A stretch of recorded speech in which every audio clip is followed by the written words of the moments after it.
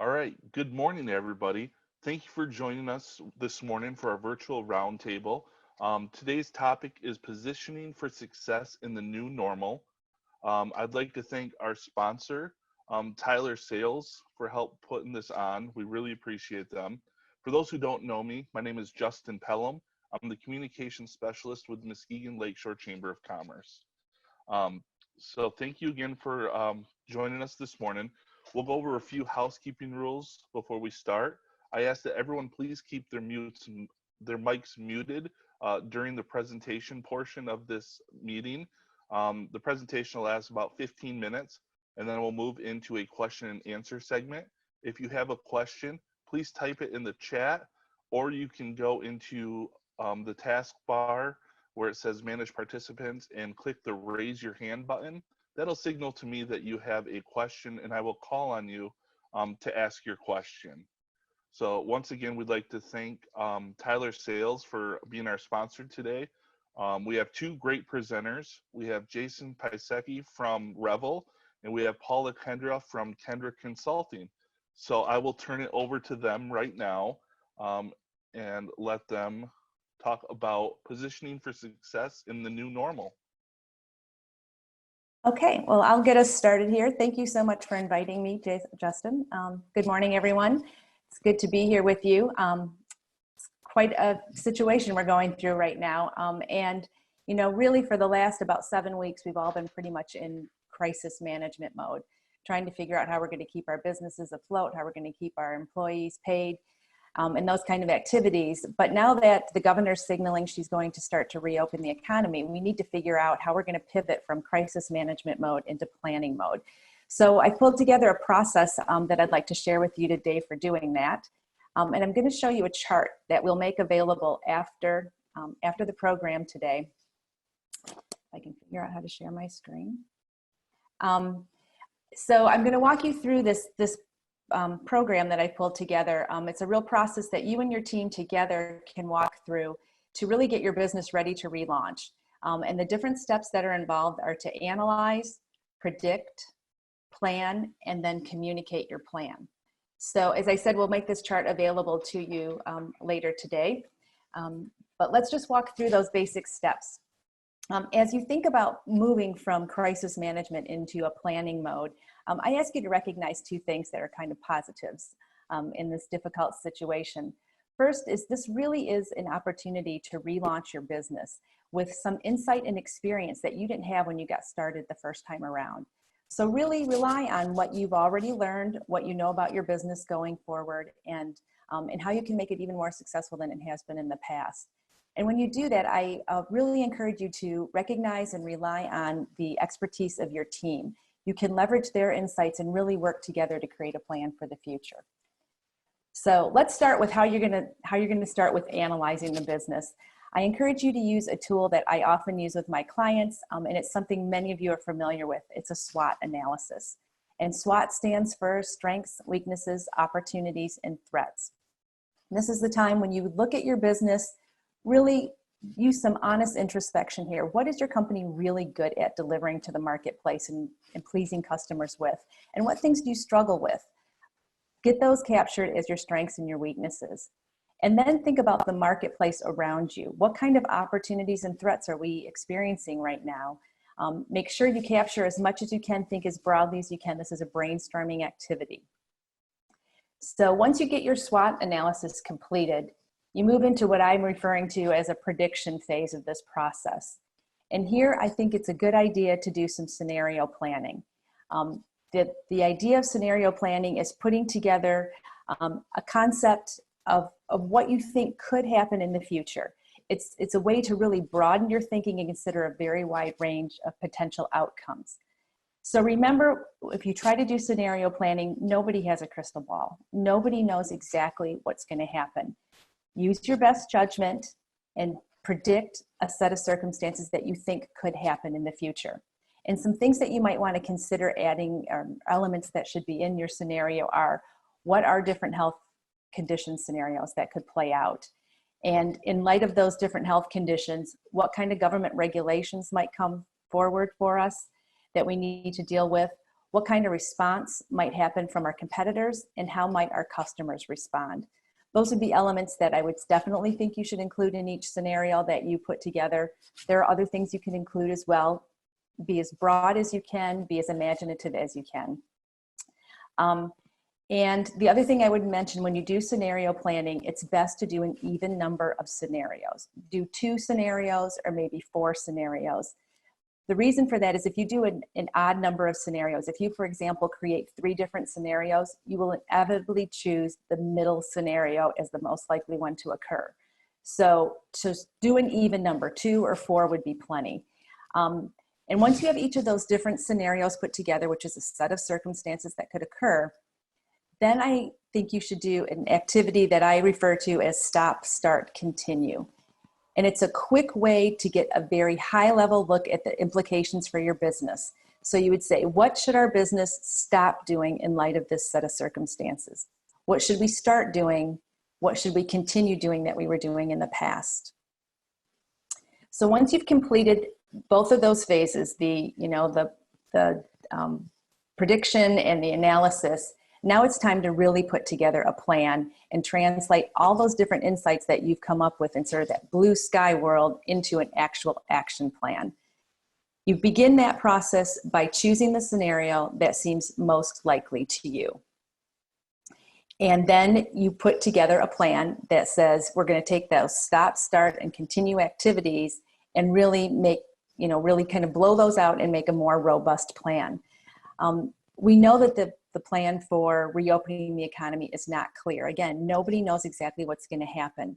But one thing we do know from watching other countries that are ahead of us on this curve of dealing with this virus is that their economies are slowly ramping up. There's not a real spike in demand. It's going to be a slow ramp up. It's not like turning the faucet back on for demand from our customers.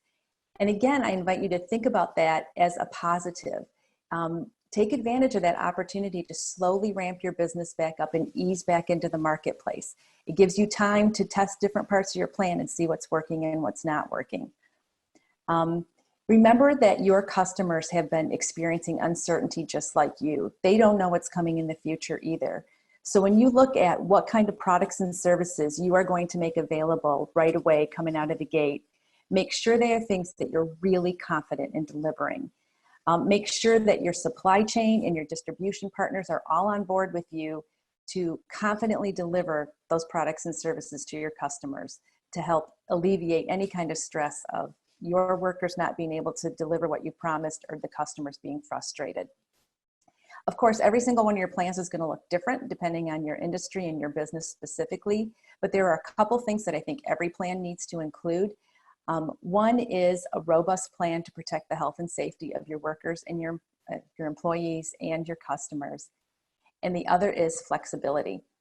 Whatever scenario you dream up, whatever plan you put in place, the one thing you can count on is it's not going to be exactly right. So make sure that you build into the plan regular stopping points to review the plan and the current conditions and the ability to pivot and make changes as you need to respond to changing, economy and health conditions. Once your plan is in place, it's time to communicate. And Jason's going to talk to you a lot more specifically about communications. But the one thing I'll say is you need to make sure that you think of each stakeholder group and how you should respond to them. So of course you want to talk to your customers directly and let them know what to expect. Of course you need to talk to your employees. But don't forget those supply chain partners. Don't forget your distribution channel partners. Make sure that they know what to expect from you. Make sure you're talking to any investors that you have. Let them know what you're doing. Make sure you talk to the community at large. Again, every communication plan is going to be different. But a couple of things that every communication plan should do is to inspire confidence, be positive, and make sure that you're only promising what you can deliver. And also manage the expectations as best you can. Honesty and transparency are really critical at this time, so make sure your messaging is very forthright and honest. And with that, I'm going to turn it over to Jason, who's going to talk more about communication strategies and tactics. Thanks, Paula. As Paula said, we are still in the midst of this crisis. The curve is flattening, but it's not flat yet. And you can see in the United States, we went from 100 cases 56 days ago to 1 million. And So, knowing where the end is, we're still figuring that out. One thing to keep in mind in a crisis, the 2019 Crisis Impact Report from Chris Thinking, who is a Chicago and UK-based crisis management agency, said 90% of consumers say they're likely to stick with a brand that responds well to a crisis. So this is our time as companies to shine and instill confidence in our customers, our employees, and our stakeholders. The most important thing to do right now is to get out in front of your message and don't let the narrative be adapted for you. As Paula said, this is an opportunity and one that you can look critically at your brand. And when we consider branding, we're talking about the visual things that we all think of when we think of a brand, like your logo, website, and marketing material. But you should also consider the non-visual things, your brand promise or mission. Is it relevant today? Does it need to be adapted? Your story, what does your message say to your community? And also the copy and words that you put out there. And then most importantly, we say your brand is what people say about you behind your back. So there are things that we can control as companies, and there are things that our constituents have the say on, and those are those Google reviews and conversations that people have.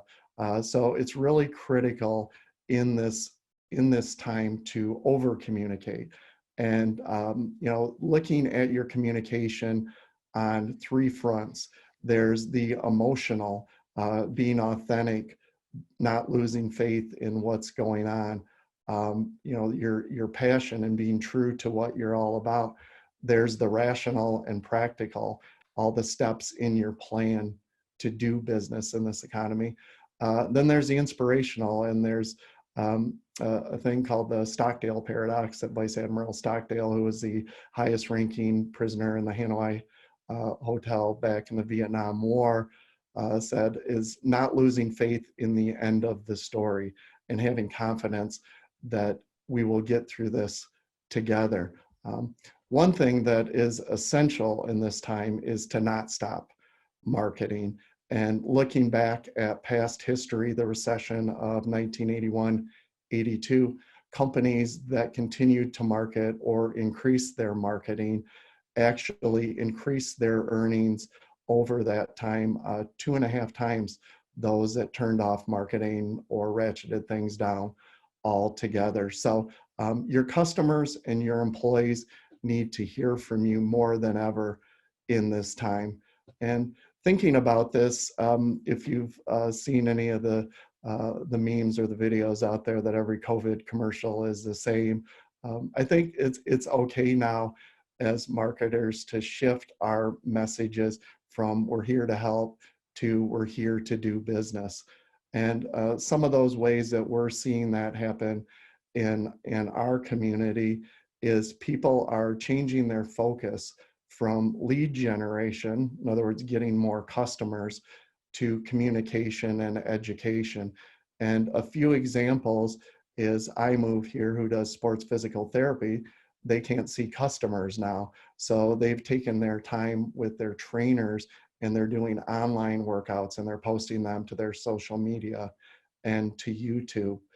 That's one thing that we have now, is we have different buckets of time. We're not driving to meetings. And if you've sat in any of these Zooms, as I'm sure we've all had, I think what we're finding is these tend to be more efficient than face-to-face meetings. And a lot of times what can be done in an hour is done in a half hour or 45 minutes. So we have different buckets of time available, and thinking creatively about how you can use your staff time to get out there and instill confidence that your company is still doing business. The Lakeshore Museum has created their Museum at Home program, where they're doing experiments and lessons with their staff at home and posting them to their website and social media. Pacific Floor Care, who makes floor cleaning equipment and machines, they're doing a series of online training videos to educate their customers. So those are just some of the ways that local companies are using this as an opportunity to stay in touch with their customers. Probably the worst thing that you could do right now is not let people know what's going on. Even if you don't know, that's a better answer than to say nothing at all, because people are going to assume the worst. Looking at this thing too is to use all the tools that we have in our tool belt as marketers, as brand, and as companies.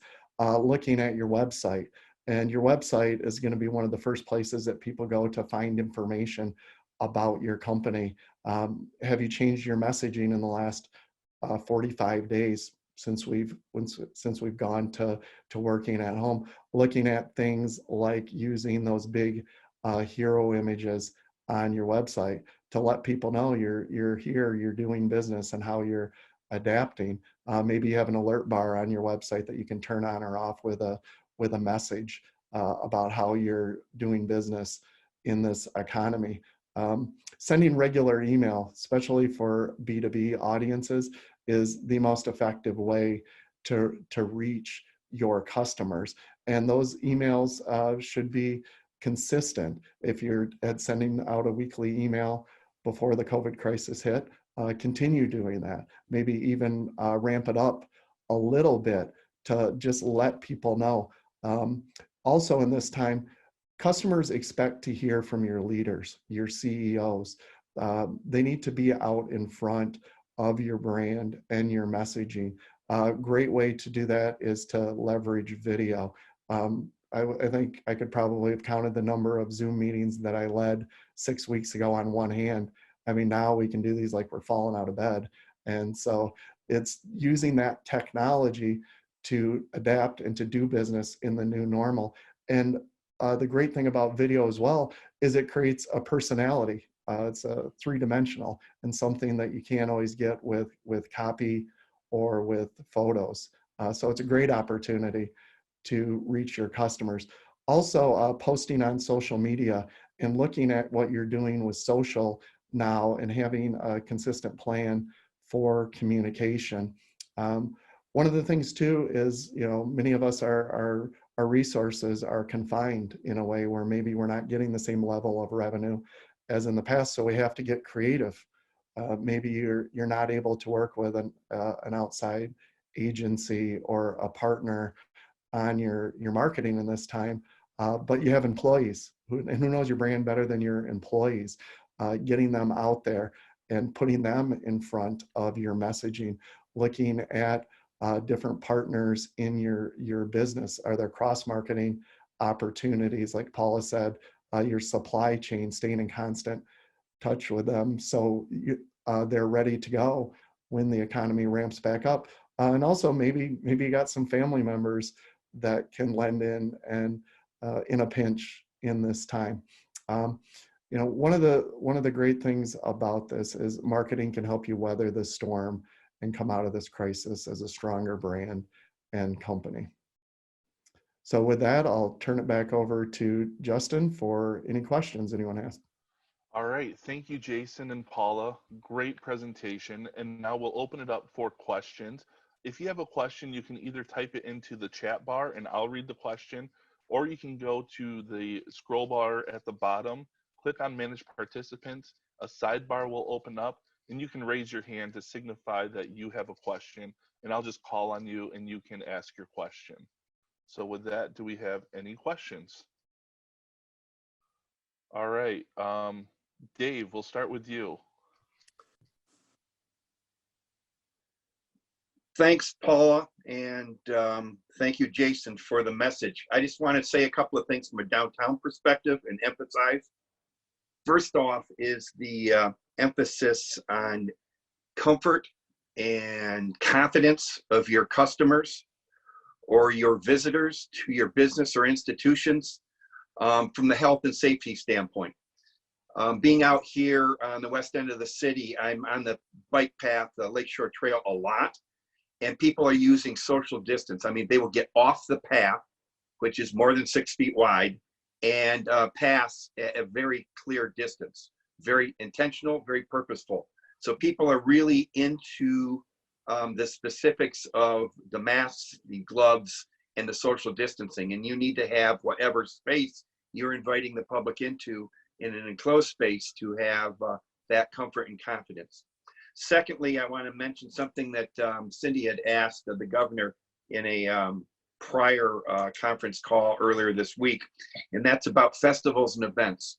Our community has for years prided ourselves on the public gatherings, be it Lakeshore Art Festival to Unity to Revel Road and parties in the park. Those are going to be non-existent this summer or very, very different.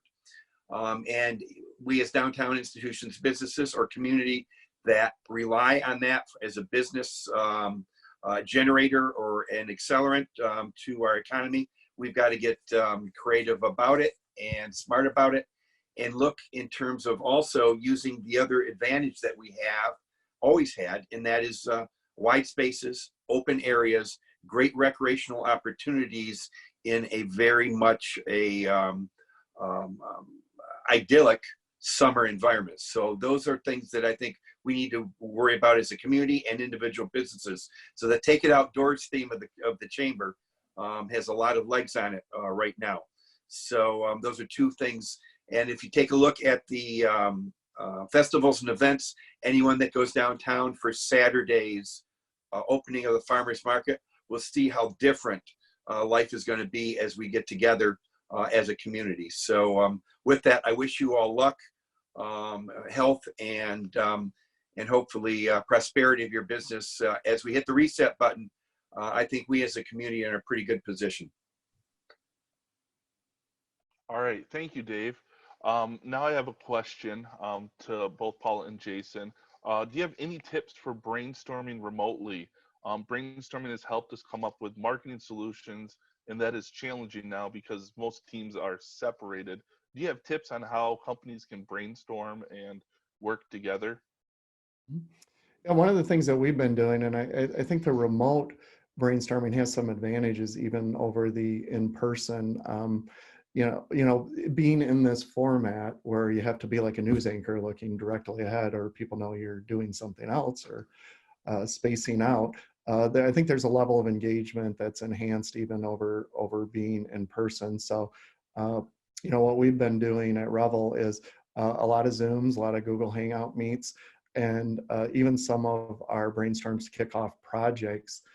Typically, we bring out big sticky notes and we write all over the place, keeping running Google Docs using other technology, and then also looking at recording these type of presentations, because you have a record and you can refer back to them, and I think that's valuable as well. So just looking at the technology that's available and really taking advantage of that, I think has some advantages in this type of situation.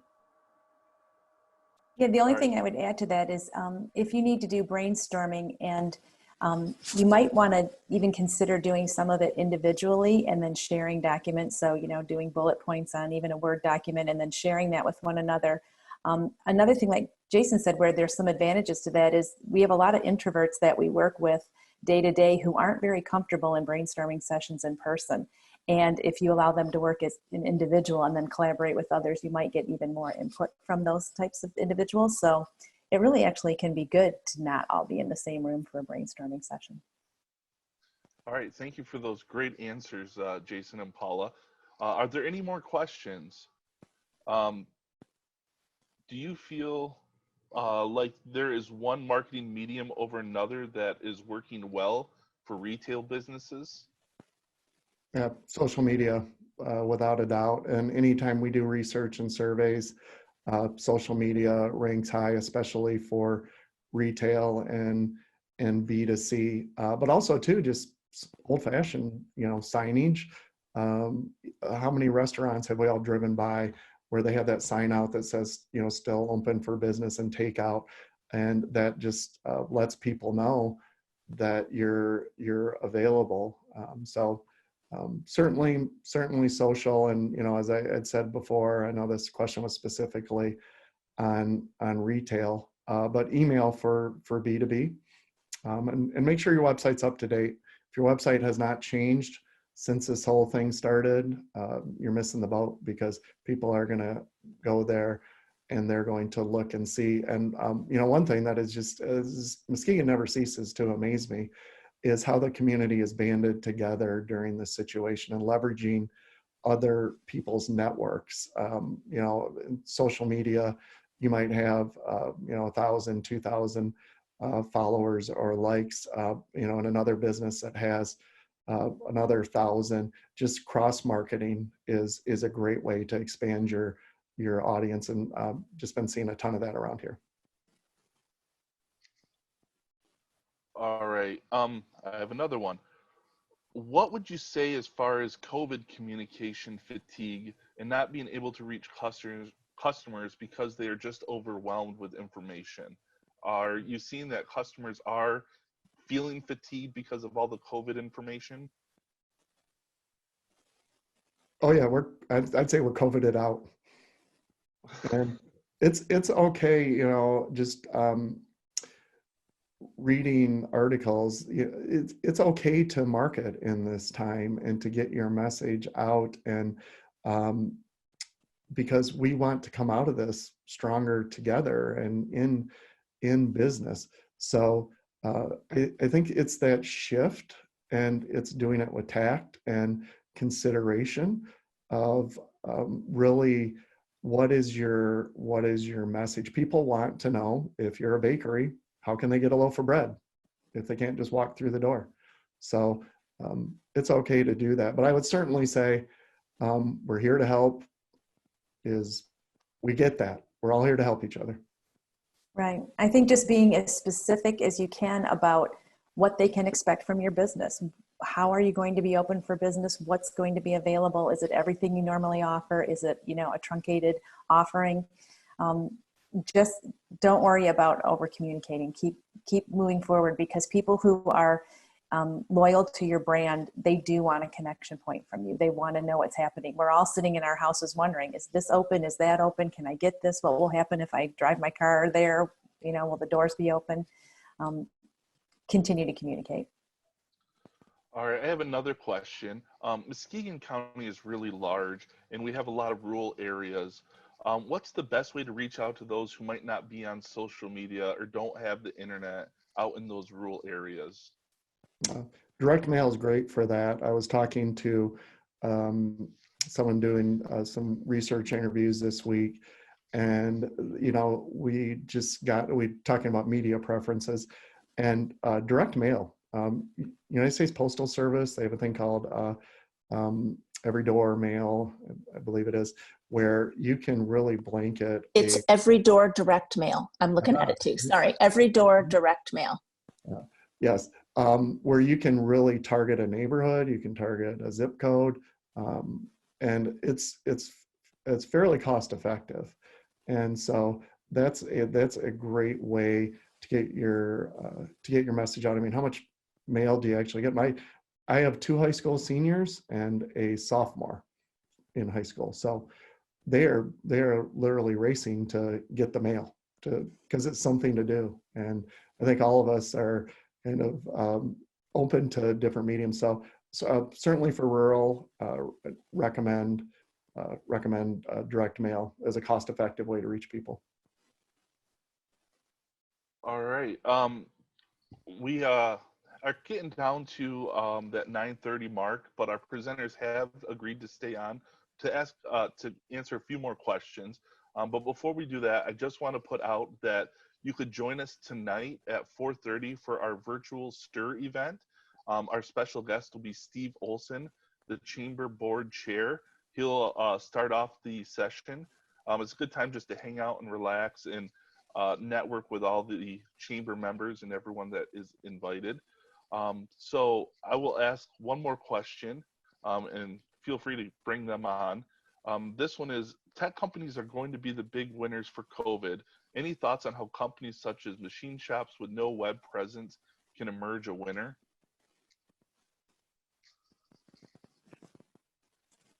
I was waiting for you to answer that one, Paul. Well, I think, with something like a machine shop, they probably have a smaller number of customers to be communicating with. That type of business is quite different than, a B2C, kind of business. And so I would just encourage direct communication with your customer base that you've already been dealing with, and setting expectations with them, letting them know how much you're open for business, what you're going to be able to provide for them. So I don't know that it's so different than what you've been doing in the past with a small business like that. Just make sure you're staying in communication with the customers you already have. And then of course, the partners that I mentioned before, your supply chain partners and your distribution partners that you might be working with. Does that answer the question? Yeah, it does. Thank you, Paula. Do we have any more questions? We'll try to get one or two more. Okay, this one's from Steve. How can we convince our customers that we need to get our receivables paid? That is a great question, especially knowing your business, Steve, being tied into automotive and some other heavy industry. Is I think it's one-on-one conversations, and we've noticed that too. Is customers are tending to prioritize the invoices and the bills that they pay, and really looking at that. I don't really have a magic bullet for that one, other than just relying on them, and it really does let us all know who our good partners are. All right, thanks, Jason. And with that, we're going to be closing out our Zoom meeting. A few upcoming events is we do have our STIR networking virtual event tonight at 4:30 with our special guest, Steve Olson, the Chamber Board Chair. We also have a virtual roundtable next Thursday at 9 a.m. This one is on tourism and hospitality with Bob Lukens from Visit Muskegon. We'd like to thank Tyler Sales Company for being our sponsor today. And I'd like to thank everyone for joining us. So with that, I hope you have a great rest of your morning. If you have any questions or comments, please feel free to visit muskegon.org. We have a great resource page there that we're updating often with new resources. So with that, thank you so much. Thank you. All right, thanks everyone. Thank you.